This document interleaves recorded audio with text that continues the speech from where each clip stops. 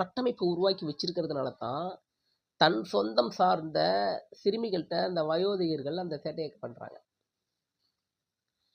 இதுல கூட இந்த கட்டமைப்பு எப்படி இருக்குன்னு பாத்துங்க, எல்லா இடத்துலயுமே வயதானவர் பேத்திக்கு தொந்தரவு குடுத்தார், இல்ல பக்கத்து வீட்டு பொண்ணுக்கு தொந்தரவு குடுத்தார். இப்படித்தான் நீங்க வந்து பார்த்திருப்பீங்களே தவிர, வயதான பெண்மணி தன் பேரனுக்கு தொந்தரவு குடுத்தாருன்னு நீங்க பார்த்திருக்கவே மாட்டீங்க. இது எவ்வளவு விந்தையா இருக்கு பார்த்தீங்களா? இததான் அப்பயிலேருந்து சொல்றது. இந்த ஆணாதிக்க சமுதாயம், ஆணாதிக்க சமுதாயம்ன்ட்டு. அதுதான் தேவதாசி முறைன்ட்டு இருந்த இடத்துல தேவதாசன் முறைன்னு ஒண்ணு இல்லையே! ஆனாலும் ஒண்ணு, இந்த காலகட்டத்தில பரவிக்கிட்டு இருக்கு. என்ன தெரியுமா? ஆண் விபச்சாரர்களும் இருந்திருக்கிறாங்க. வெளியில தெரியாம. அது இன்னும் நடந்துகிட்டு இருக்கு. இது நண்பர்கள் மூலமா நான் கேள்விப்பட்டது. பிரபல நடிகர் ஒருத்தரே அவரு பிரபலமா ஆவறதுக்கு முன்னாடி வர ஆண் விபச்சாரரா இருந்ததா தகவல் இருக்கு. அப்படி நெறைய போயிட்டுருக்கு. ஏன் ஒரு விஷயம் எல்லாரும் செய்றீங்க?